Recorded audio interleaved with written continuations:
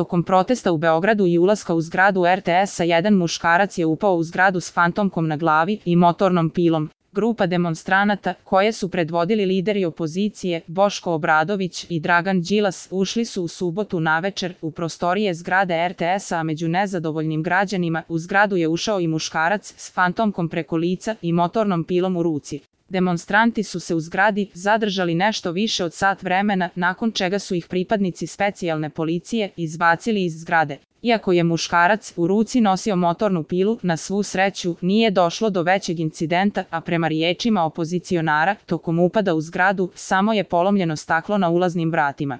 Vlasti tvrde drugačije, pa je tako ministar policije Nebojša Stefanović poručio da su demonstranti demolirali zgradu i prijetili novinarima. Novi protesti, jedan od 5 miliona, zakazani su danas u 12 sati, kada je predsjednik Srbije Aleksandar Vučić zakazao konferenciju za medije u zgradi predsjedništva Srbije. Grupa demonstranata je ušla u zgradu Radio-televizije Srbije i zahtjevala nekoliko minuta programa uživo, što im se onemogućava već 3 mjeseca, a sve sa ciljem da cijelom građanstvu kažu ko su i zbog čega protestuju već 15 subota. Grupa demonstranata je nakon više od sat vremena boravka u hodnicima zgrade RTS-a napustila zgradu nakon što su ih pripadnici žandarmerije iznosili i izgurivali niz stepenice. Vani su ih dočekale hiljade kolega, a protest se nastavio skoro do ponoći, kada je lider Dvera Boško Obradović poručio da se mirno raziđu, a zatim pozvao cijelu Srbiju da dođu ispred zgrade predsjedništva Republike Srbije i direktno Aleksandru Vučiću kažu šta misle, dok se on bude obraćao naciji na vanrednoj konferenciji za medije koja je sazvana tokom sinoćnjih protesta.